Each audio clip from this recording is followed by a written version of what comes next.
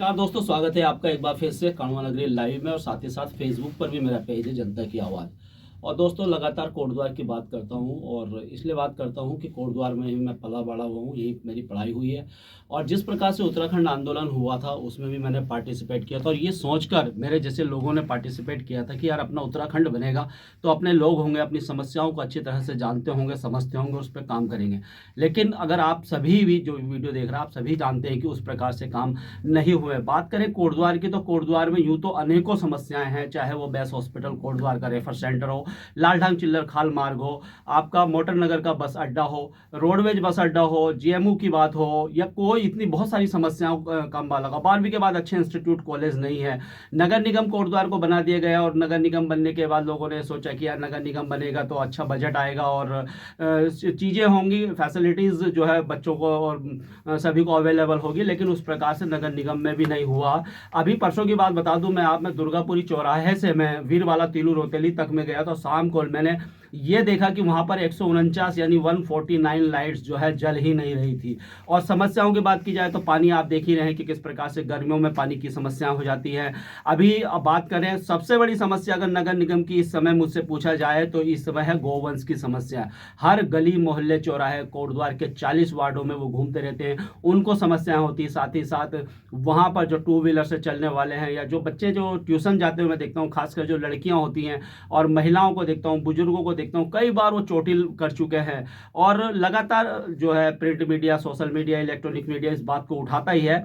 और आज मैं आप लोगों के बीच में आया हूँ इन समस्या के लिए। हमारे जो जागृति सेवा संस्थान के मनीष भट्ट जी है, मनीष भट्ट का नाम कोई ये तो नहीं है कि आप लोग जानते नहीं है, किसी परिचय के मोहताज भी मनीष भट्ट नहीं है। रेडियो एफएम गढ़वाणी 90.8 एफएम का संचालन वो बहुत ही अच्छे तरीके से कर रहे हैं और अब तो काफ़ी पॉपुलर हो गया है रेडियो गढ़वाणी, तो उसका भी संचालन कर रहे हैं। और बहुत सारे सामाजिक कार्यों में अभी कुछ दिनों पहले मैंने मनीष भट्ट जी को देखा था कि अपनी जो बिटिया का जन्म दिवस जो है उन्होंने दिव्यांगों के साथ मनाया। तो ये कहीं ना कहीं हम सभी के लिए प्रेरणा स्रोत है। और एक बार फिर वो आप सभी लोगों का दिल जीतने आ रहे हैं और साथ ही साथ दिल जीतने से ज़्यादा वो समस्याओं को समझ रहे हैं और एक बार फिर से वो क्रमिक अनशन पर बैठने वाले हैं। तो आइए बात करते हैं। मैंने बहुत ज़्यादा बड़ा इंट्रोडक्शन दे दिया है, लेकिन साथ ही साथ बात करते हैं कि क्या है। तो सर सबसे पहले तो बहुत बहुत स्वागत है आपका। धन्यवाद आपका बहुत बहुत थापा जी। कैसे हैं सर?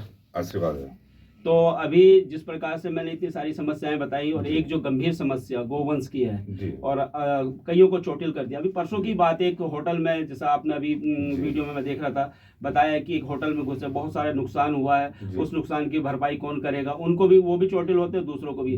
तो एक आप अनशन पे आप बैठने वाले हैं, तो क्या है वो, जरा पूरे हमारे दर्शकों को बताइए सर। देखिए ऐसा है थापा जी, मैं आपके जनता की आवाज पे इसके माध्यम से जनता को भी बताना चाहता हूँ कि वैसे कोई भी अनभिज्ञ नहीं है कि समस्याएं तो बहुत है कोटद्वार नगर निगम क्षेत्र में। कोई बात नहीं, चलो समस्याएं आनी जानी लगी रहती है, लेकिन एक समस्या अगर ऐसी बन जाएगी जो जानलेवा साबित हो रही है, जो कि इस समय गौवंश तो हम नहीं कहेंगे, गौवंश अलग है कि सांड जो है गौवंश में ही आते हैं, लेकिन गौवंश का हम संरक्षण के लिए, हम उसके लिए हम सब प्रयास कर रहे हैं। गौ सेवा आयोग बना है, प्रशासन बना है, कई सामाजिक संस्थाएं हैं जो गौ सेवा कर रही हैं, लेकिन सांडों के लिए क्या? सांड जो सड़क में चलते हुए लोगों को चोटिल कर रहे हैं, देखते हम कई बार बेटियां अगर स्कूटी में जा रही है तो एकदम से डर जाती हैं, महिलाएं चल रही हैं तो उनको बहुत दूरी से घूमकर सड़क के बीच में आना पड़ता है और पीछे से आ रहे वाहन से भी उनको चोटिल होने के चांस बन जाते हैं और कई दुर्घटनाएं ऐसी हो रही हैं रोज कुछ ना कुछ। ये नगर निगम कोटद्वार जब इतना टैक्स लाद रहा है और इतनी सुविधाओं की बात करता है तो ये सांडों का निराकरण कौन करेगा? अभी पीछे मैंने 2-3 घटनाएं ऐसी देख ली तो मेरा मन बड़ा पसीजा, मुझे बहुत बुरा लगा। मैंने कहा इस प्रकार से अगर नगर निगम और प्रशासन इस चीज को नहीं देख रहा है तो ये हमारे लिए बहुत दुर्भाग्य की बात है। और हमारे आम जनमानस के, अभी कुछ टाइम पहले की एक बात बताऊं कि कोई एक महिला थी जिसका कि 2 दिन पहले ही डिलीवरी हुई थी, बच्चा हुआ था और उस महिला का ऑपरेशन हुआ था। तो वो इधर कोई क्रिश्चियन हॉस्पिटल से, उधर से कहीं से आ रही थी बाजार की तरफ और गोद में 2 दिन का बच्चा था और वो ऑटो में बैठी थी और जब सांड लड़ रहे थे तो ऑटो पलट गया। बिल्कुल उस बच्चे को, उस महिला को खरोच नहीं आई, लेकिन सोचिए क्या खतरनाक स्थिति हो गई थी कि ऑपरेशन हो रखा है उस महिला का, 2 दिन का बच्चा गोद में, और वो सड़क में गिर जाते हैं ऑटो से, इनके झगड़े के कारण। अभी पीछे फिर एक दुकान में घुस गए थे ये वहां बड़ी तोड़फोड़ की। अभी 3-4 दिन पहले भी एक मामला है कि एक होटल के अंदर 2 सांड लड़ते हुए घुस गए, तो लोगों ने बड़ी मुश्किल से अपनी जान बचाई। तो ये बहुत मन व्यथित कर रहा था। चलिए, बिजली, पानी, सड़कें, कूड़ा, साफ सफाई, ये सब व्यवस्था है, लेकिन जो जानलेवा हमारी इस समय साबित हो रही है, सांडों की है समस्या। तो मैंने हमारे कोटद्वार के उप जिलाधिकारी महोदय के माध्यम से, जिलाधिकारी महोदय जो कि हमारे नगर निगम के प्रशासक हैं, उनको मैंने एक पत्र भेजा है, जिसमें मैंने अभी फिलहाल उनको 2 दिन का टाइम दिया था, और उसमें मैंने कहा था कि मैं 21 तारीख से 25 तारीख तक मैं इसमें क्रमिक अनशन में बैठूंगा अगर आपने इसका निराकरण नहीं किया। और आपने फिर भी निराकरण नहीं किया अगर 5 दिनों में मेरे क्रमिक अनशन में बैठने पे, तो मैं 26 दिसंबर से मैं अमरण अनशन पर बैठ जाऊंगा। और इस समस्या का तुरंत आप निवारण कीजिए। आप किसी भी प्रकार कीजिए, कुछ भी कीजिए। आपका गौ सेवा आयोग है, आप नगर निगम है, जिला प्रशासन है, आप बहुत सक्षम है ये काम करने में। आप इन गौवंशों को चाहे आप जंगलों में छोड़ दो जहां उनका वास्तविक आवास होता है, और चाहे आप इनको, इनके लिए कहीं शरणालय बनाओ। आप इनका निराकरण कीजिए और आम जनमानस को आप ये दुर्घटनाओं से बचाइए।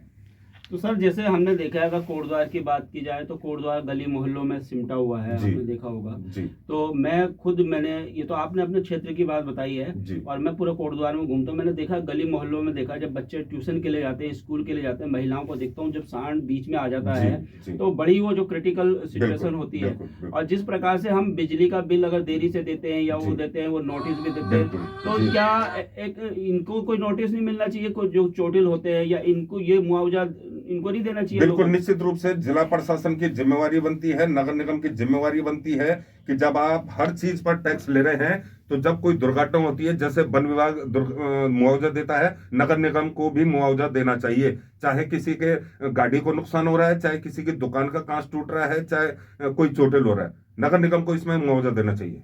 नहीं सर, आपने तो बहुत अच्छा कदम उठाया है कि आप एक अनशन पे बैठ रहे हैं 5 दिन के लिए। तो ये आपका अभी एक सिर्फ एक जागरूक करने के लिए, और मतलब एक मैसेज देने के लिए गवर्नमेंट को या नगर निगम को मैसेज देने के लिए, उसके बाद आप आमरण अनशन के लिए भी बैठेंगे। तो एक बहुत अच्छा आपने कदम उठाया। लेकिन मुझे जहाँ तक ना, मुझे क्या लगता है, जैसे कोटद्वार की जो हालात है, उसके लिए जितने अधिकारी हैं या जो सरकारें हैं, वो तो जिम्मेदार है ही है, लेकिन मुझे ऐसा लगता है कि यहाँ की जनता भी उतनी जिम्मेदार है। मैं देखता हूँ कि उस प्रकार से यहाँ की जनता आवाज नहीं उठाती जिस प्रकार से उठानी चाहिए। इस पर क्या कहना है आपका? बिल्कुल, निश्चित रूप से थापा जी, मैं तो आपको बहुत बहुत धन्यवाद देता हूं। मैं बहुत सालों से मैं आपके वीडियोस देखता हूं।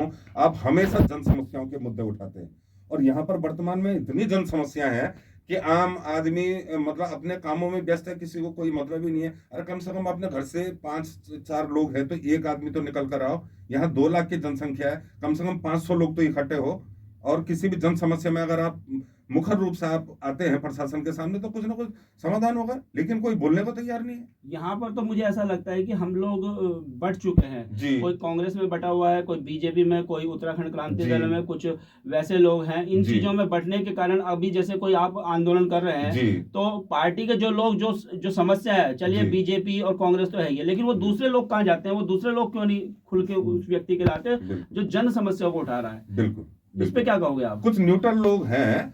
तो असल में सबका आजकल जो है ना व्यवहार, और ये जो आधुनिकता आ रही है, ये जो नया सिस्टम हो रहा है, सब किसी को किसी से कोई मतलब नहीं है। आजकल वर्तमान में सामाजिक कोई नहीं रह गया। हर कोई अपने नाम क्या है कि सामाजिक कार्यकर्ता जरूर लगता है, लेकिन अगर देखा जाए तो उनका प्रोफाइल ढूंढा जाए तो भाई आज तक इन्होंने सामाजिक काम किए क्या? अभी देखिए, हाल में अब चुनाव होने वाले हैं कुछ समय में, आप लगभग 90% के 100% लोगों के आप बैनर में, पोस्टर में देखेंगे कि फलाना नाम सामाजिक कार्यकर्ता। और जो देखा जाए कर्मठ कार्यकर्ता, जुझारू कार्यकर्ता, ईमानदार है। ईमानदारी तो इनकी चुनाव के बाद देखी जाएगी क्या होगा अगर ये चुनाव जीत गए हो, तो सबको पता है। लेकिन सामाजिक कार्य आपने पहले क्या किया है? सामाजिक कार्यकर्ता का कोई प्रोफाइल नहीं है। नहीं, जब आप वार्ड मेंबर भी हैं तो जी, वार्ड मेंबर की भी बहुत रिस्पॉन्सिबिलिटी बिल्कुल, है, और बिल्कुल, जो भी वार्ड मेंबर का चुनाव लड़ रहा है, जी, वो समझ लीजिए कि वो देश सेवा कर रहा है, बिल्कुल, कोटद्वार की सेवा कर रहा है, समाज बिल्कुल, सेवा कर रहा है। बिल्कुल, और इसमें कोई पैसा नहीं मिलता, इसमें कुछ नहीं मिलता। बिल्कुल, इसमें तो आपको जो है कि अपना समय भी देना है बिल्कुल, और आपने पैसा भी इन्वेस्ट करना है। लेकिन यहाँ जी, पर हो क्या रहा है कि अगर पार्षद की बात मैं कर दूं तो जी, पार्षद ये सोचता है कि यार साल भर में मेरी गली मोहल्लों में जो है 10 सड़कें बन गई, तो बिल्कुल, इसका 10% ये हो गया, कुछ ठेकेदार से ले लूंगा, कुछ ये ले लूंगा, बिल्कुल, और उसका सिर्फ सीधा मतलब ये है, उसे अपने मोहल्ले की या जी, जी, कोटद्वार की समस्याओं से कोई भी लेना देना बिल्कुल, नहीं है। बिल्कुल, इस पे क्या कहेंगे आप? इस पे देखिए कि होता क्या है, इन लोगों को, ये लोग 10-20 लाख रुपए तो कम से कम पार्षद भी खर्च कर रहा है आजकल। उनको ये समझ रहा है जैसे कि पता नहीं इनका जीवन यापन इसी में हो जाएगा, ये करोड़ों कमा लेंगे। कमाते भी होंगे, जाहिर सी बात है, ठीक है। इन्होंने इसे व्यवसाय बना दिया, सेवा का कोई नहीं। अगर जो सेवा करेगा वो चुनाव में अपना पैसा नहीं खर्च करेगा और जनता उसको देखेगी, उसको चुनेगी। लेकिन ये लोग जब 10-20 लाख खर्च करते हैं तो जाहिर सी बात है कल को ये 1 करोड़ कमाएंगे।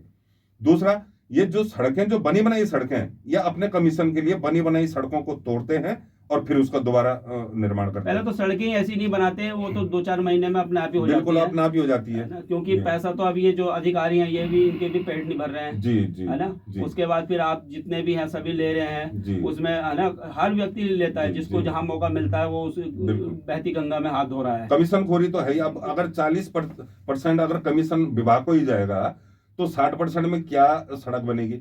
और क्या उसने अपना करना है? कहीं से वो कर्जा लाएगा, ब्याज में पैसा उठाएगा। इस प्रकार से काम करते हैं, चाहे वो ग्राम प्रधान हो, चाहे वार्ड मेंबर हो, कोई भी।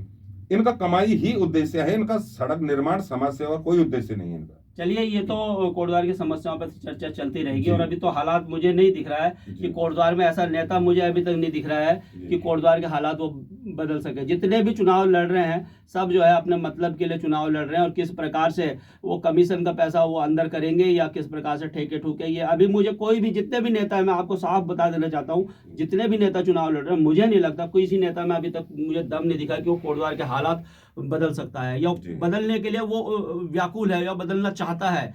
चलिए, कई बार ऐसी चीजें होती है भाई साहब कि हम चाहते हैं कुछ लेकिन हो नहीं पाता है, जी लेकिन ठीक है, हम प्रयास तो करते हैं। जैसे अब आप चाह रहे हैं जी कि यार कोटद्वार से ये चीजें जो है, सांडों की जो लड़ाई लड़ रहे हैं लोगों को, आप एक चीज उसको आप मतलब मेहनत तो करें ना उसके जी लिए, ये तो मेहनत भी नहीं करना चाह रहे हैं। जी अच्छा सर, ये मुझे ये बताइए, जिस प्रकार से आप आपका 5 दिन का आपका जो आमरण है, इसको इसका मतलब ये कैसे का हो सकती है, दूर कैसे हो सकता है, ये सांडों को कैसे इस पे निजात पा सकते हैं हम लोग? देखिए, इसमें 2-3 तरीके हैं, मैं आपको बताऊं।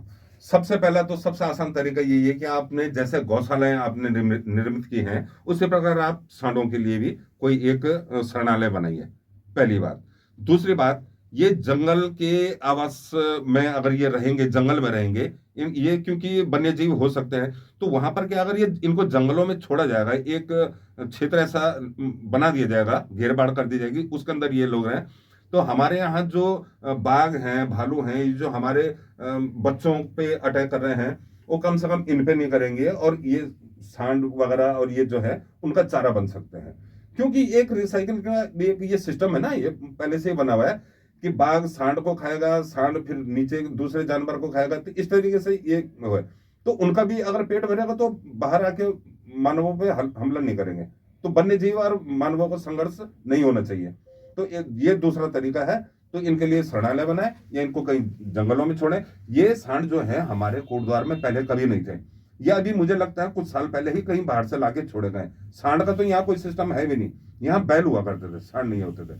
लेकिन बाहर से कोई लाया है तो या तो इनको बाहर ही कहीं अन्यत्र शिफ्ट किया जाए, कम से कम कोटद्वार जो नगर क्षेत्र है, जहां आवाजाही है, जहां आम जनमानस रह रहा है, उनके बीच से तो कम से कम इसको हटाया जाए सांडों को। चलिए सर, शुभकामनाएं हैं आपको, आप अपने उद्देश्य में सफल हो, और शायद कोटद्वार की जनता और जितने भी 40 वार्ड के पार्षद हैं, एक वार्ड में कम से कम 5 लोग लड़ेंगे, 200 लोग कम से कम चुनाव पार्षद का लड़ेंगे।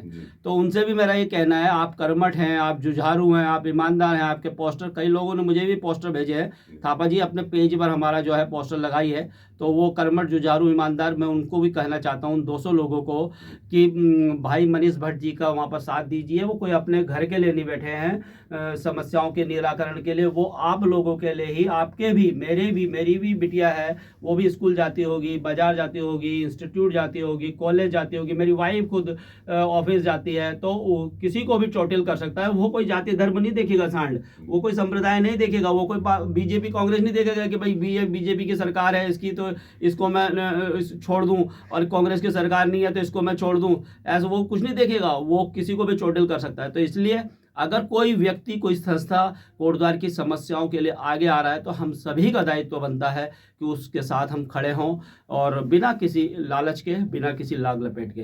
तो सर, कल कितने बजे से आपका धरना है, थोड़ा ये बता दीजिए। ठीक 10:30 बजे से हम तहसील प्रांगण में बैठेंगे। कल 21 तारीख से तहसील में हमारा क्रमिक अनशन शुरू होगा, और उसके बाद अगर नहीं मानता है प्रशासन तो हम 26 तारीख से आमरण अनशन करेंगे। तो आपके माध्यम से मैं जितने भी सामाजिक कार्यकर्ता हैं, जितने भी सामाजिक संगठन हैं, जितने भी आम नागरिक हैं जो कि मुझे अप्रिशिएट भी कर रहे हैं कि वो कह रहे हैं कि आप ये बहुत अच्छा काम कर रहे हैं, तो वो सब लोग मुझे शाबाशी बधाई देने के बजाय वहां पर आइए और अपनी शक्ति का आप प्रदर्शन कीजिए। मैं आगे हूं, मैं आमरण अनशन पर बैठूंगा, आप मेरे साथ में पीछे से बैठिए, कोई दिक्कत और आप नहीं। चुनाव भी नहीं आप- लड़ रहे हैं? मुझे चुनाव नहीं लड़ना, चुनाव लड़ना कोई उद्देश्य नहीं। तो मैं कहूँगा, और फेसबुक के शेर जो जिस प्रकार से कमेंट करते हैं, तो वो लोग अगर समय देंगे, आएंगे, अगर ज़्यादा से ज़्यादा लोग होंगे तो शायद प्रशासन तक और नगर निगम तक मैसेज जाएगा कि यार वाकई ये जेन्युइन समस्या है, क्योंकि जनता के बिना तो कुछ भी संभव नहीं है। जनता जनार्दन है और जनता चाहे तो किसी को अर्श पर बिठा सकती है और किसी को अर्श से फर्श पर भी ला सकती है। तब तक के लिए दोस्तों धन्यवाद। जय हिंद, जय भारत, जय उत्तराखंड। नमस्कार।